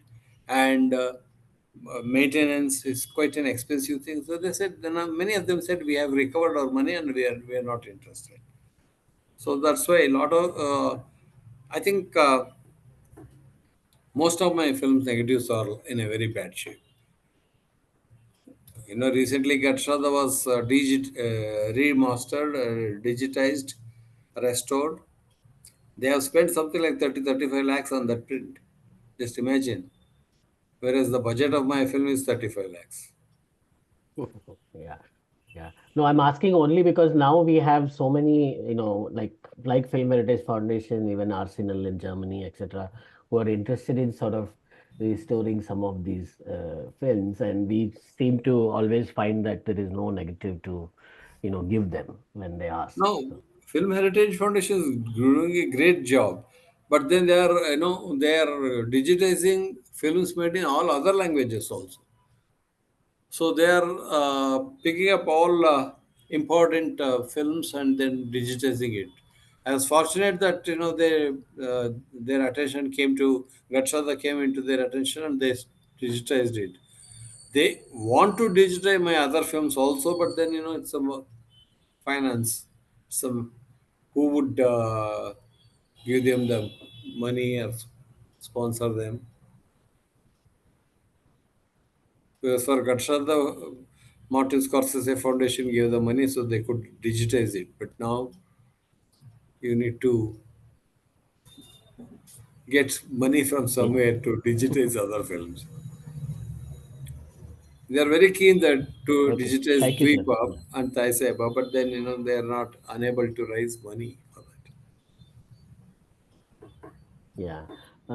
Okay. Yeah. I'll talk to you separately about this later. Yeah. Okay. Thank you, sir. Actually, I consider Kanasemba Kudureyaneri and Taiseba are two of my very well-made films. So if Yes. somebody comes forward to digitize it, I'll be too happy to get the permission for that. Maybe Amresh sir may want to speak. Sir, ಏನಾರು final ಆಗಿ ಏನಾರು ಮಾತಾಡ್ತೀರಾ sir wind up ಮಾಡಕ್ ಮುಂಚೆ? ಇಲ್ಲ madam, ಏನಾರು ಕೇಳಿದ್ರೆ ಮಾತಾಡ್ತೀನಿ. If there are any questions addressed, he will be happy to respond. Any questions to him? Sir, last week ನಾವು ಮಾತಾಡಿದ್ವಲ್ಲ about language. ನಿಮ್ಮ ಕಥೆನ ಭಾಷೆಗೂ ಮತ್ತೆ ಸಿನಿಮಾದಲ್ಲಿ ಉಪಯೋಗಿಸೋ ಭಾಷೆಗೂ ಇರೋ ವ್ಯತ್ಯಾಸ ಇದ್ರ ಬಗ್ಗೆ ಲಾಸ್ಟ್ ಟೈಮ್ ಹೇಳಿದ್ರಲ್ಲ. ಸೊ ಕನಸೆಂಬ ಕುದುರೆಯನೇರಿ ಯಾಕೆ ಧಾರವಾಡ ಕನ್ನಡ ಬಳಸಲಾಗಿದೆ ಅಂತ ಕಾಸರವಳ್ಳಿ ಸರ್ ಹೇಳಿದ್ರು ಇವಾಗ. ಸೊ ನೀವೇನಾರು ಆಡ್ ಮಾಡ್ತೀರಾ ಅದ್ರ ಬಗ್ಗೆ, ಅಥವಾ shall we wind up the discussion? ಹೇಗೆ? ಹೇಳಿದ್ದು ಸರಿ ಇದೆ ಅದು. ಯಾಕೆಂದ್ರೆ ಅವರು ಒಂದ್ ಕಥೆ ಒಳಗೆ ಎಲ್ಲೇ ಲೊಕೇಶನ್ಗಳನ್ನ ಆಯ್ಕೆ ಮಾಡಿಕೊಂಡು ಅಲ್ಲಿ ಶೂಟಿಂಗ್ ಮಾಡ್ತಾರೋ ಅಂದ್ರೆ ಅಲ್ಲಿಗೆ ಭಾಷೆಗೆ ಅವರು ಶಿಕಾರ ಆಗ್ಬೇಕಾಗತ್ತೆ. ಹಾಗಾಗಿ ಬಿಜಾಪುರ ಮತ್ತು ಹುಬ್ಬಳ್ಳಿ, ಗದಗ, ಅಣ್ಣಿಗೇರಿಯಲ್ಲಿ ಅವರು ಸ್ಪಾಟ್ಗಳನ್ನ, ಲೊಕೇಶನ್ಗಳನ್ನ ಚಾಯ್ಸ್ ಮಾಡಿರೋದ್ರಿಂದ ಅಲ್ಲಿಯ ಭಾಷೆಯನ್ನ ಅವರು ಅಡಾಪ್ಟ್ ಮಾಡಿಕೊಳ್ಳಲೇಬೇಕಾಯಿತು. ಇದು ಅನಿವಾರ್ಯ ಅಂತ ನನಗೆ ಅನಿಸ್ತದೆ. ಹಾಗಾಗಿ ನಮ್ಮ ಕಥೆಯಲ್ಲಿ ಯಾವುದೋ ಒಂದು ಬೇಸ್ ಇತ್ತು, ಅಲ್ಲಿ ಕಥೆಗಳ ಕಲ್ಚರು, ಭಾಷೆ ಬರ್ತಾ ಇತ್ತು. ಬಟ್ ಇವರು ಲೊಕೇಶನ್ ಏನ್ ಆಯ್ಕೆ ಮಾಡ್ಕೊಂತಾರೆ ಅಲ್ಲಿಯ ಭಾಷೆಯನ್ನ ಅವರು ಆಯ್ಕೆ ಮಾಡಿಕೊಂಡು ಅದನ್ನು ಸಿನಿಮಾದಲ್ಲಿ ತರ್ತಾ ಇರೋದು ಅನಿವಾರ್ಯ ಅಂತ ನನಗೆ ಅನಿಸ್ತಾ ಇದೆ madam. Okay, sir. Okay. Yeah, so Amresh sir said that since the film is shot in a particular location in Bijapur, he says that is why the language that is used in the film reflects the place where it has been shot, rather than the language that has been used in the short story. Krishna Priya, it's over to you for winding up. Madam, shall I ask one question to Amresh sir? Yeah, sure, please. Sir, ಅದು ಕೊನೆಗೆ ಅದು ನೀವೇನ್ end ಮಾಡಿದ್ರಲ್ಲ, ಅದ್ರ ಬಗ್ಗೆ ಏನಾದ್ರೂ ಹೇಳಕ್ಕಿದೆಯಾ sir? ನನಗೆ actually ಸಾವಲ್ಲಿ end ಮಾಡೋದು ಇಷ್ಟ ಇರಲಿಲ್ಲ. ಸೊ ಅದಕ್ಕೆ ಈ ಎಂಡಿಂಗ್ ತಂದೆ. ಇದರಲ್ಲಿ ಇಟ್ಸ್ ಮೈ ವಿಷನ್. ಒಬ್ಬ ಈ ಥರದ ಇವನು ಹೇಗೆ ಬೇರೆ ರೀತಿಯಲ್ಲಿ ಕಂಡ್ಕೊಳ್ಳುವ ಸಾಧ್ಯತೆ ಇದೆ ಅಂತ ಒಂದು ತೋರಿಸೋದಿತ್ತು. ಅದಕ್ಕಾಗಿ ಈ ಎಂಡ್ ತಂದೆ. ಅದೇ ಸರ್, ನೀವ್ ಆಗ್ಲೇ ಹೇಳಿದ್ರಿ ಸರ್, ಇದ್ರ ಬಗ್ಗೆ ಆಗ್ಲೇ ಹೇಳಿದ್ರಿ. ನಾನು ಅಮರೇಶ್ ಸರ್ಗೇನು ಅದನ್ನೇ ಕೇಳ್ತಿದ್ದೆ, ಅವ್ರದ್ದು ಏನಿದಿತ್ತು ಕೊನೆ ಅದನ್ನ ಆ ತರ ಎಂಡ್ ಮಾಡ್ಲಿಕ್ಕೆ ಅಂತ ಅವ್ರನ್ನೂ ಕೇಳೋದಿತ್ತು. ಯಾಕಂದ್ರೆ ನನ್ನ ಎಲ್ಲ ಫಿಲ್ಮಲ್ಲೂ ಕಥೆಯ ಎಂಡು, ಕಥೆಯ ಹಂದರ, ಕಥೆಯ ಮಗ್ಗುಲುಗಳು ಎಲ್ಲ ಬದಲಾಯಿಸಿದ್ದೀನಿ. ಯಾಕಂದ್ರೆ ಐ ಆಮ್ ನಾಟ್ ಕಥೆಯನ್ನು ಯಥಾವತ್ತಾಗಿ ಐ ಆಮ್ ನಾಟ್ ಟ್ರಾನ್ಸ್ಲಿಟ್ರೇಷನ್ ಅಲ್ಲ, ಏನಂತ ಹೇಳ್ಬೋದು, ಅದನ್ನು ಮಾಧ್ಯಮಾಂತರ, ಮೀಡಿಯಾ ಚೇಂಜ್ ಆಫ್ ಮೀಡಿಯಮ್ ಅಲ್ಲ. I am trying to find some other meaning, other extrapolate new meaning in that story. That's why I try to, in all my films, I have tried to bring new elements, new strand, and new dimensions into the story. Yeah. Thank you, sir. Thank you, sir. ನಿಮ್ಮ ಕಥೆನಲ್ಲಿನ ending ಬಗ್ಗೆ ಯಜ್ಞಶ್ರೀ ಅವರು ಕೇಳ್ತಾ ಇದ್ದಾರೆ. So ನಿಮ್ಮ ಕಥೆನಲ್ಲಿ ಯಾವ ರೀತಿನಲ್ಲಿ end ಆಗತ್ತೆ ಅಂತ ಅದ್ರ ಬಗ್ಗೆ ಸ್ವಲ್ಪ ಮಾತಾಡ್ತೀರಾ? ನನ್ನ ಕಥೆಯಲ್ಲಿ ಅವರು ಯಾರು ಸುಡುಗಾಡು ಸಿದ್ಧ ಆ ಫ್ಯೂಡಲ್ ಇದಕ್ಕೆ ಅವರ ಯೋಜನೆಗೆ ಬಲಿಯಾಗಿ ಅವರು, ಅಂದ್ರೆ ಅವರು ಹೇಳಿದ ಹಾಗೆ ಕೇಳಿ ಅವರು ತನ್ನ ಸತ್ಯವನ್ನ ಮುಚ್ಚಿಟ್ಟಿರ್ತಾರೆ. ಅವರು ಅಂದ್ರೆ ಸುಡುಗಾಡು ಸಿದ್ಧ ಅವರ ಶಿಷ್ಯ ಹಿರಿಯ ಏನು ಯಾವತ್ತು ಹಿರಿಯಗೌಡ ಸತ್ತಿರ್ತಾನೆ ಆ ಸತ್ತ ದಿನವನ್ನ ಹೇಳದೆ ಅದನ್ನು ಇನ್ನೊಂದು ದಿನಕ್ಕೆ ಮುಂದಾಕಿರ್ತಾರೆ. ಮುಂದಾಕಿರೋ ಸತ್ಯವನ್ನ ಅವರು ತಮ್ಮ ಲಾಭಕ್ಕಾಗಿ ಇಡೀ ಊರಲ್ಲಿ ಪ್ರಚಾರ ಮಾಡಿರ್ತಾರೆ. ಆದ್ರೆ ಈರೇನು ಅಂದ್ರೆ ಯಾವತ್ತು ಸತ್ತಿರ್ತನೋ ಅದರ ಹಿಂದಿನ ದಿನವೇ ಅವನಿಗೆ ಕನಸು ಬಿದ್ದಿರುತ್ತೆ ಮತ್ತು ಬೀಳ್ತಾನೆ ಇರುತ್ತೆ. ಅದು ಊರಲ್ಲಿ ಯಾರೇ ತಾಯಿ ಅವರ ಹಿಂದಿನ ರಾತ್ರಿ ಅವನ ಕನಸಿನಲ್ಲಿ ಒಂದು ಹೆಣ ಕಾಣಿಸ್ತದೆ. ತಕ್ಷಣವೇ ಅವನು ಬೆಳಗ್ಗೆ ಎದ್ದಿದ್ದಾನೆ, ಅವನ ಊರಲ್ಲಿ ಅವನು ವಾಸ ಮಾಡಿ ಇಂಥ ವ್ಯಕ್ತಿ ಸತ್ತಿದ್ದಾನೆ ಅಂತ ಅವನಿಗೆ ಗೊತ್ತಾಗತ್ತೆ. ಆಟೋಮೆಟಿಕ್ಲಿ ಅವ್ನು ಏನ್ ಮಾಡ್ತಾನೆ ಅಂದ್ರೆ ಬೆಳಗ್ಗೆ ಎದ್ದುಗಡೆ ಆ ಮನೆಗೆ ಹೋಗಿ ನಾನು ತುನಿ ತೋಡಕ್ಕೆ ನನ್ಗೆ ಎಲ್ಲಿ ಸ್ಥಳ ತೋರಿಸ್ತೀನಿ ಅಂತ ಅವ್ರ ಮನೆ ಮುಂದೆ ಕೂಡ್ತಾನೆ. ಆದ್ರೆ ಇಲ್ಲೇನಾಗುತ್ತೆ, ನಮ್ಮನೆಯಲ್ಲಿ ಯಾರು ಸತ್ತಿಲ್ಲ ಅಂತ ಹಿರಿಯರು ಹೇಳಿ ಅವನು ಕಾಣುವ ಸತ್ಯವನ್ನ ಮುಚ್ಚಿಡುವುದಕ್ಕೆ ಪ್ರಯತ್ನ ಪಡ್ತಾರೆ. ಮತ್ತು ಆ ಸತ್ಯವನ್ನ ಗೊತ್ತಿರುವ ಇವರ ಗುರು ಸುಡುಗಾಡು ಚಿತ್ತ ಕೂಡ ಅವತ್ತು ಬಂದ್ರು ಅವರ ಮನೆಯಲ್ಲಿ ಅವನಿಗೆ ಎಲ್ಲಾ ರೀತಿಯ ವೈಭೋಗವನ್ನ ಕಲ್ಪಿಸಿ ಮರುದಿನ ಸತ್ತಿದ್ದಾನೆ ಅಂತ ಹೇಳುವಂತ ಅವನಿಗೆ ಹೇಳ್ತಾರೆ. ಅವಾಗ ಅವನು ಏನ್ ಮಾಡ್ತಾನೆ, ಈ ಸಿದ್ಧ ಮಾತನ್ನ ಮುಚ್ಚಿಟ್ಟು ಆ ಗೌಡ್ರು ಹೇಳಿದ ಮಾತನ್ನ ಕೇಳಿ ಸಿದ್ಧನ ಕನಸನ್ನ, ಸಿದ್ಧನ ಮಿತ್ತನ್ನ, ಸಿದ್ಧನ ಸತ್ಯವನ್ನ ಅವನು ಹಾಳು ಮಾಡ್ತಾನೆ ಅಥವಾ ಸಾಯಿಸ್ತಾನೆ. ಅದು ಏನಕ್ಕೆ ಗೊತ್ತಿರುತ್ತೆ, ಹಿರಿಯನ್ ಏನಕ್ಕೆ ಗೊತ್ತಿರುತ್ತೆ. ಅವರು ಆ ರಾತ್ರಿ ಇಲ್ಲಿ ಸಿದ್ಧನ ಯಾರು ಹಿರಿಯನ ಸತ್ತಿರ್ತಾರಲ್ಲ ಅವನ್ನ ಒಂದು ಮಾಡಿ ಮತ್ತೆ ಅವನು ಶಿಕ್ಷಣ ಉಪಚಾರವನ್ನು ಪಡೆಯೋಕೆ ಆಕಿನ ಮನೆಗೆ ಹೋಗ್ತಾರೆ. ಅವ್ನಿಗೆ ಗೊತ್ತಿರುತ್ತೆ ಇವನು ಇರಲ್ಲ ಹಿರಿಯ ಅಂತ.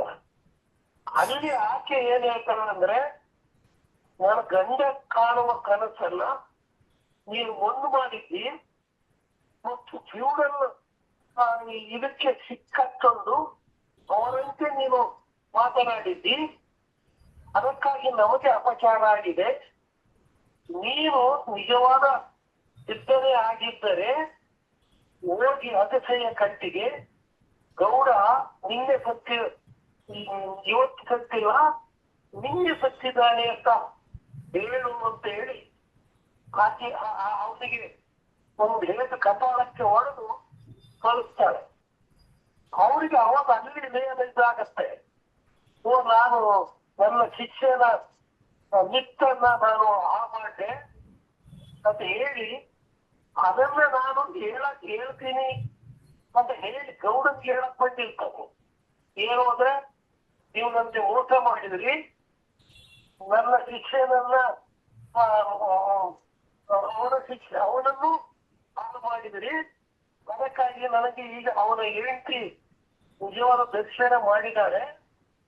ನಾನು ಇವತ್ತು ನಿಮ್ಮನ್ನ ಎಕ್ಸ್ಪೋಸ್ ಮಾಡ್ತೀನಿ ಅಗಸೆಯಲ್ಲಿ ನಿಂತು ಅಂತ ಹೇಳಿ ಅಲ್ಲಿಂದ ಅವನು ಅಗಸೆಗೆ ಓಡ್ತಾನೆ. ಇದು ನನ್ನ ಕಥೆಯಲ್ಲಿ ಆಗಿರೋ ಹೆಣ್ಣು. ಆದ್ರೆ ಅವನು ಕಾಸರವಳ್ಳಿಯವರು ಹಿರಿಯನ್ನ ಆ ಕಥೆಯಲ್ಲಿ ಸಿನಿಮಾದಲ್ಲಿ ಅವನಿಗೆ ಸಾವು ಇಲ್ಲ, ಅವನಿಗೆ ಬದುಕಿದ್ದು ಅವನಿಗೆ ಬೇರೊಂದು ಬದುಕನ್ನ ನೆನಪಿಸುವ ಆಲೋಚನೆಯಿಂದ ಮಾಡಿರುವುದರಿಂದ ಆ ತರ ಅವರು ಕಥೆಯನ್ನ ಏನ್ ಮಾಡಿದ್ದಾರೆ, ಎಂಟು ಮಾಡಿದ್ದಾರೆ. Tarkeshwar, quick translation, please. There's nothing much to translate. Then again, I have to translate the entire story. Though you asked question about the ending, Ramresh narrated the entire story. But quickly, the ending is about there in the Shah story, Irya dies. And the confrontation between the Sidugata Siddha and then the Irya's wife is there. Here also, Irya himself confronts. Here, Irya is alive and he constructs a different house for himself, a different life for himself. And then there is also a kind of help from the Sudgadu Siddha here. So that is the main difference here. And I think Girish Kasaravalli sir also elaborated on it while responding to it. Why he didn't want to end the story in a death? Why he wanted to give this particular uh, development to it? I think that's all. And both of them agree that uh, change is a necessity while re-narrating the story in a different medium altogether. Thank you, sir. Thank you, Amresh sir. Thank you, Tarkeshwar sir. Thank you. If anyone have anything to say before us a concluding. So let me wind up the section. Okay. As we conclude our Kalyana Karnataka Film Festival, we would like to extend our heartfelt gratitude to everyone involved. ಕೇಳಿಸ್ಕೊಳ್ಳಿ sir. Yeah, go ahead, Krishna Priya. Oh, okay, ma'am. Special thanks to Amresh Nugdoni for gracing the last 3 sections with his presence and for crafting thought-provoking short stories that spark meaningful discussion. And we are grateful to Girish Kasaravalli for bringing one of his short story into live on screen, and to S. Yagnari ma'am for expertly leading today's discussion. Thank you to all our participants and audience members for your active participation and engagement. Your enthusiasm has made this section truly special, and we look forward to exploring more cinematic terms together in the future sections. Thank you. Thank you, Amresh Nugdoni sir. Thank you, Girish Kasaravalli sir. Thank you very much. Sir? Yes, sir. Okay, thank you. Thank you. Thank you. Good night. Thank you, Good night. Amresh. Thank you, Good Girish night. Kasaravalli sir. Good night. Yeah. Thank you, sir. Thank you, madam. Thank you, sir. Thank you. Yeah. Thank you, ma'am. Thank you, sir.